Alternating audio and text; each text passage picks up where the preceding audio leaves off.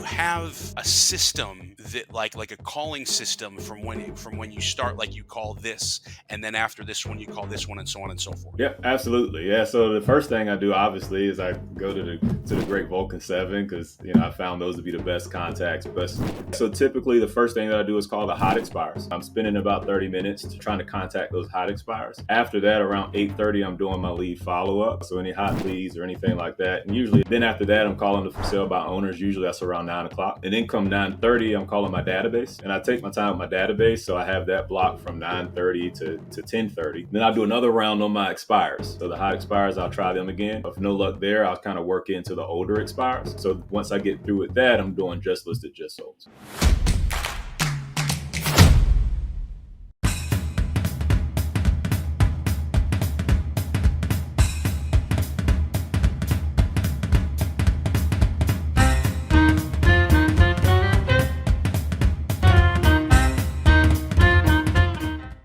Hey, what's going on, everybody? It's me, it's Aaron Wittenstein, and I would like to welcome you to Vulcan7 Roadmap.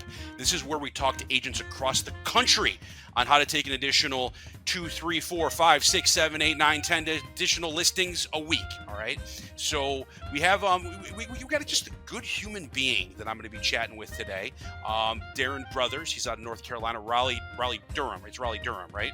Raleigh-Durham, North Carolina. Yes, sir. And what do they call that there? Well, you got the Tar Heel State, but the Triangle, Research Triangle Park. So that's where I'm at. The triangle. That's what I remember. So we were talking a little bit before we hopped on here, and I typically ask people, I'll give you tricks of the trade here. Okay. Okay. I'm like, what makes you special? And the first thing out of his mouth was family. And I think that is just so important. And then, so you got a couple of kids, is that right? Yes, sir. I have two. I have a daughter who's 12 and a son who's 9. And as we're saying, I have a son who's 12 and twins that are 9. So we already Yeah. hit like the same kid threshold there. Yeah. So within this business, we know, being a parent, or being parents, a lot of us are, a lot of us aren't. Okay. Hmm. Is that parenting itself takes up a lot of time Yeah. in general. Yeah. And it's hard when we run this business to not sacrifice the Hmm. time with our family for the work that we have. Yeah. So I don't like the word juggle because we don't really juggle. We just kind of make it work, Yeah. is the best way to put it. So how do you make it work without sacrificing this for that or that for this? Oh, that's a great question. I believe that the schedule solves everything. So my goal every day is to be as efficient as possible, and make sure that I take care of my family, is of course, but also take care of my clients. So and the way to do that for me is to follow my schedule. I'm fairly hard set on that in the mornings. Then in the afternoons, if I have appointments, I'll go on appointments. If I don't have appointments, I'm back on the phone. But my goal every day is to be off and done by 5:30, so that when my kids come into the house and my wife comes into the house, then they can get their time. So Okay, so every top producer that I speak with has a schedule that they follow. I'm assuming your schedule is a written schedule that you have either written on a piece of paper, on your calendar, on your Google stuff, wherever that is. Is that right? yeah, it's pretty much all around me. I keep my Google Calendar pulled up here. I actually have a physical calendar right here as well. So I'm always looking at my calendar. Okay, so walk me through the day, if you would be so kind. Like from the moment you wake up, Yeah. what does Darren's schedule look like throughout the day? Great question. So usually I rise around 4:15, no later than 4:30. Sometimes it's a little bit earlier, just because it's kind of at a point where my body will just wake up. But the goal is to be at the gym by 4:15. Usually I'll wrap up around 5. And then after that, once 5 o'clock comes, my gym isn't too far away. Can I ask a question before Yep. we continue? Is that okay? Sorry, I'm raising my hand like I'm in third grade right now. Okay, so how long?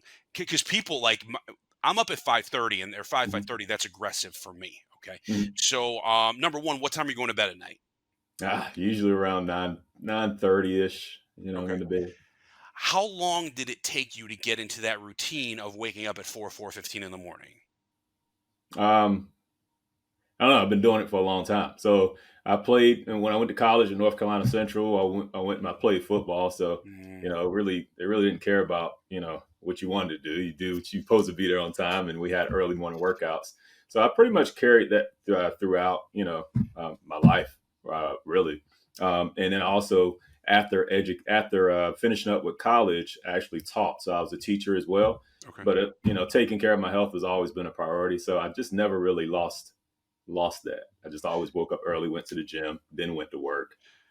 So there's a lot of people out there that say, "Oh, that's just too early. I Mhm. can't do it. It's Yeah, just not going to work for me." And I'll be yeah, the first one to admit, like, yeah. it's a challenge for me. I mean, 4:15. I heard you in my mouth drop. You'll watch the you'll watch the conversation. You'll be like, Right.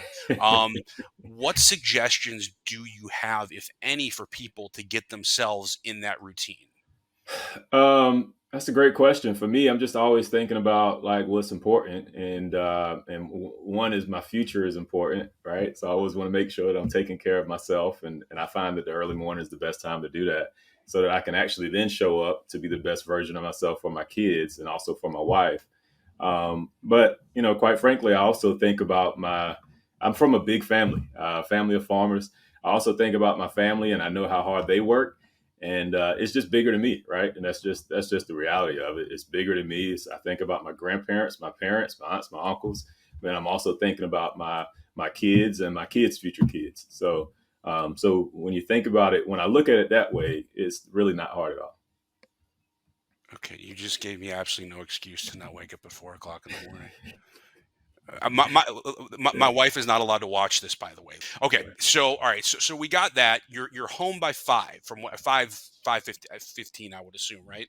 Yeah, for the most part, I'm home by 5:30, unless I have an appointment. And my kids and my wife Or I understand. meant 5:30 in the morning. I don't think you're running appointments at Oh, 5:30 in the morning. yeah, yes, Oh, correct. who Five, the heck yeah, knows? I don't know. Who am yeah, I to yeah, judge? yeah. Okay, so when you get home from the gym, walk me through what the rest of the day looks like.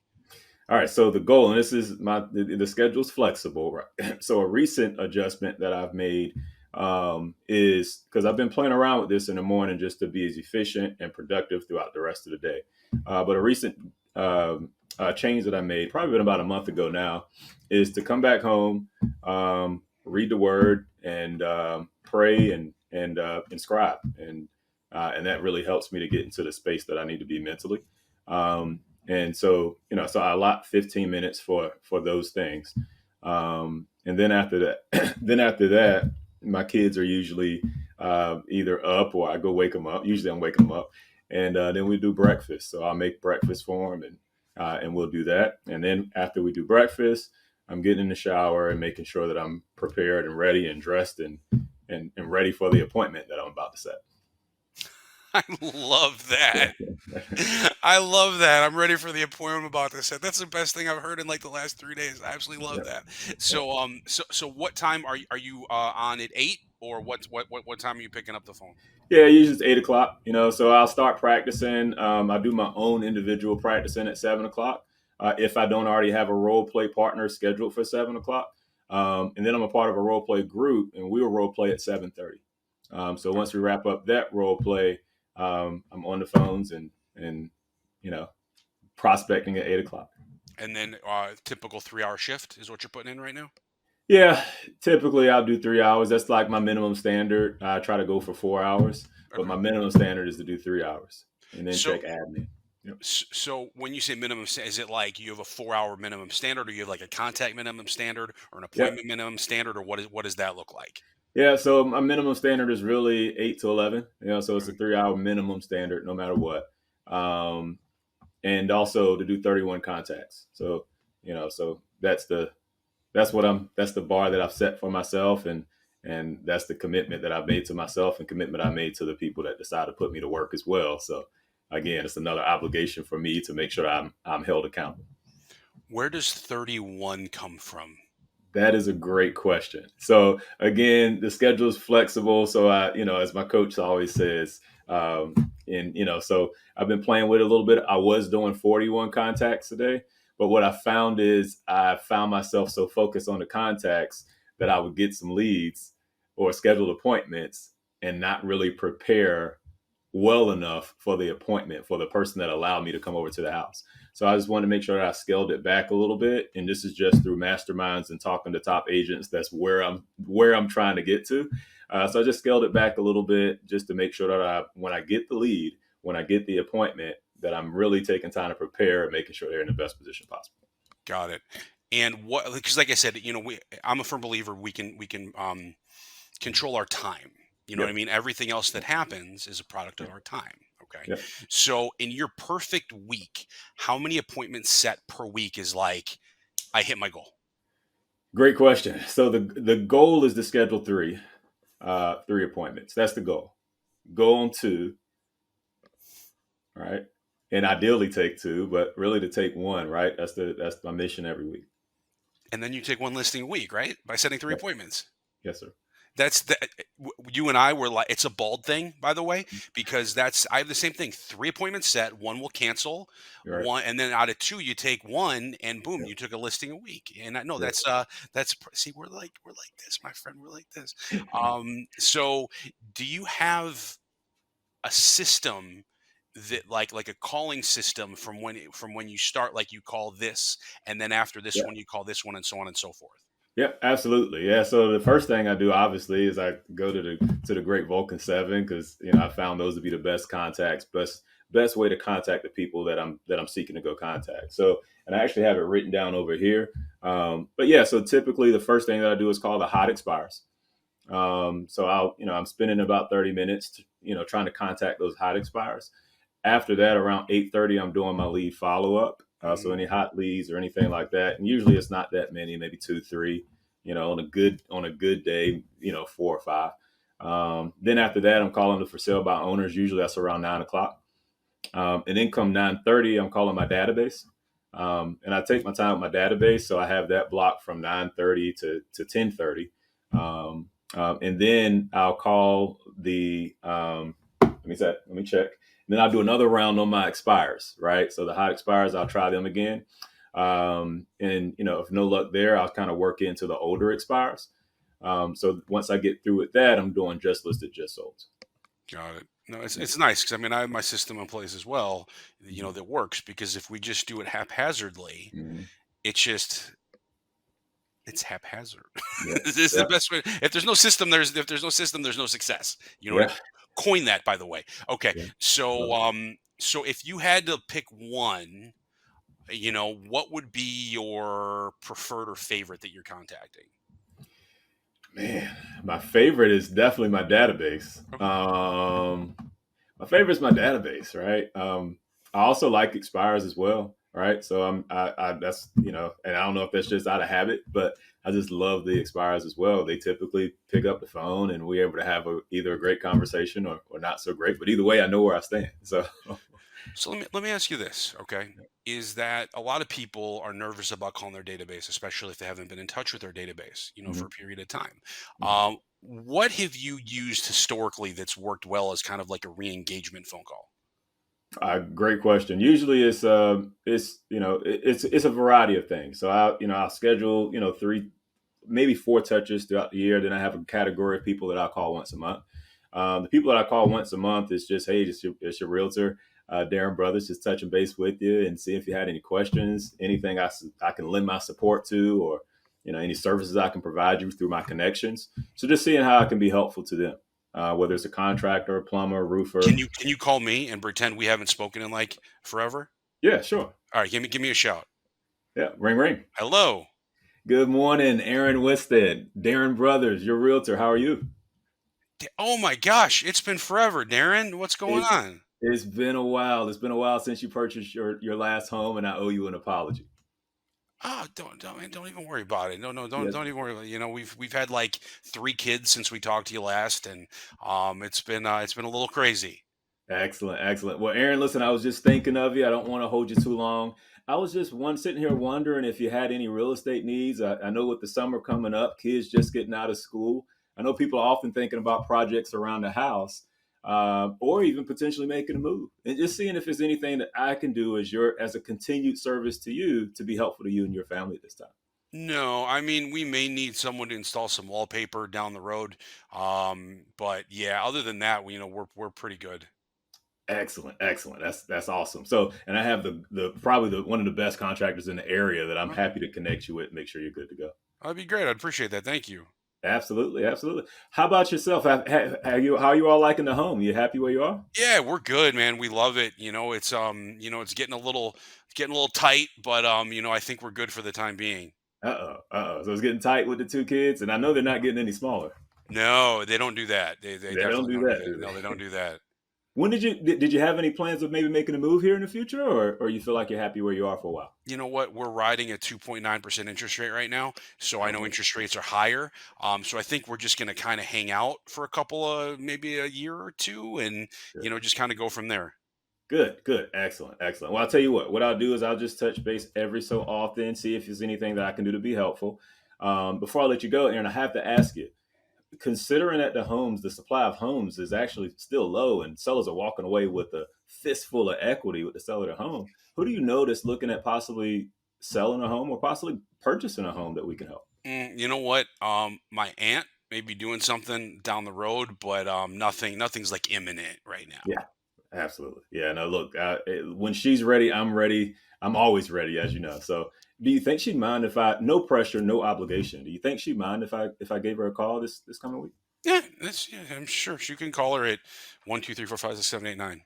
Perfect. I written I'll, that. I, I'll let her know that you're calling. Don't call her like for a couple days. I'll let her know that you're calling her. Well, you beat me to it. I appreciate that, and let her know that I'll be giving a call, and I'm gonna make sure she's taken care of. No obligation, no pressure. Just here when she's ready. Okay. Oh, all right, cool. Thank you. All right, Aaron. Listen, I appreciate you taking the time. Please give the family my best, and please don't hesitate to give me a call if we can be helpful. Thank you. See, what I loved about what you did there is you were sincere. Mhm, Okay, like I don't know if you even noticed this, mhm, but you can tell that you're just like there is no ulterior motives. mhm, It came out that way, mhm. yet because we all know it's not what we say, it's How you say it. how you say Yeah. it. Right. Okay, and you were very like you were very calm, collected, and put together, right? Mhm. And I assume that's something. Is that a way you've always been, or have you kind of taught yourself to do that? No, I've kind of always been that way, right? So it's I just believe that I prepare, and that's why I wake up early. I prepare, and when the opportunity comes, and when they present themselves, I just need to be ready. So and at the end of the day, I'm not here to try to force anybody to do anything. I'm just trying to find the people that are motivated to do something. Can you repeat that? Yeah, so absolutely. I'm not here to force anybody to do anything. I'm really just here to be prepared and ready when the opportunity presents itself and find the people that are motivated to actually do something. Exactly. Yeah, Because like you said, we can't make anybody do anything. We right. can just reach out to enough people Mhm. that may want to do something to be able to cultivate kind of what we're going there. Yes, sir. So I mean, when it comes to calling the database, I know a lot of people are very like, Mhm. how can I put it? They're nervous, right? Like, Mhm. they're nervous about calling because Yeah, I think that what we do, it's easy to be rejected by people that you don't know, yeah, right? But mhm. when you're rejected by people that you do know, that hurts. Yeah. Oh, would you at least agree on that? Absolutely, Yeah, absolutely. yeah. People don't think about it that way. Yeah, So, what's your advice when it comes down to people that have a neglected database? man, that's a great question. So that's actually how I started out in real estate. Period. It's calling my database. Through COVID, I kind of fell back a little bit on that. But what I found through calling my database, what I found is you get to find out they'll hold up a mirror really quick, right? And I love to know the truth. I want to know the truth, right? So, for example, I had a really good friend that I called that was in my database, and he told me that, like, as a new agent, he said he don't do business with new agents. So, and I knew nothing about objections and handling objections at that time, but I really appreciated his honesty. But from that, we were able to have a conversation, and it was a fairly brief conversation, and it was something that him and his wife talked about. He thought about it, and they gave me a chance, and they have been amazing. Like I've done quite a few deals. I'd say on average, I do about 3 or 4 deals just from that connection with him, Well, because we were able to have an honest conversation. And I think that's it's difficult sometimes to be honest with yourself and to yeah. hear honesty. But I feel like that's where the growth is. That's where the real opportunity is. So, and that's the benefit for me when it comes to calling my database. They're going to be truthful with me. They're going to be honest with me. They're going to let me know, okay, hey, Darren, I didn't like that so much. All right, so how can I be better so that I can take care of people better? So that's You what I love about the database. you call 10 people out of your database. How many of those conversations are pleasant? In my database, 10. So, yeah. And see, I think where people go is like you call an expired. It's a Mhm. challenging phone. I mean, if expired Yeah. FISBO, it's a challenging phone call, right? Yeah. Yeah. And what I like what you do is you sandwich your database in there because Mhm. it's like, you know what, like I just got beat up or, I just got Mhm. yelled at or I just got whatever, but then you're making those warm phone calls. I like how you sandwich that in the middle of your day Mhm. because how long have you been doing that for? I mean, has that been for a while now? Yeah, great question. So when I first started, that is all that I did. That was before I got into coaching. And then after I got into coaching, I kind of got more structure, more organization to who I'm calling and reaching out to. So yeah, I've been doing that for a while consistently. I've done it more consistently this year than previous years. But yeah, that's been the number one source of my business, even when I wasn't reaching out to them. So it only makes sense. I just firmly believe that we should be taking care of the people that we've been blessed or fortunate enough to actually meet that's willing to support you. So, yeah, Yeah. And the easiest way to build that database is to yeah, call the expireds, the for sale by owners, and help you yeah, build, right? yeah, Because you can add more people into that, and you add them into your clients, and then it's yeah, just a yeah, circle of yeah. a circle of fun business, right? Yes, yes, sir. That's really where your business is. So let me ask you this: so out of everything you're doing right now, when it comes to your production, okay, Yes, sir. what are you most proud of when it comes to your production? Hmm. Great question. What I'm most proud of, I'll say, is the level of persistence. Right. It's been there's definitely, it's real estate, right? So there's challenges, there's different things that come up, and I think the main thing is just continuously being persistent, being consistent, and staying in a good mind frame, and just realizing, like the great Kobe says, is enjoy the process. The gold is in the process. It's not so much in just the destination. So I really appreciate the process. So All right, so a new agent comes, yeah, knocks on your door, and yeah. says, "Darren, one piece of advice. Mhm. What are you going to give him or her?" Man, my biggest advice would be enjoy the process. Right, life is short, as my coach Mike says. And none of us make it out alive, but enjoy the ride. Right, so it's great to have these goals, but man, what I really love about real estate is the fact that every single day I can wake up and figure out, how can I be better? How can I be a better agent? How can I be a better person? How can I be a better father? How can I be a better friend? So that's the process that I really love.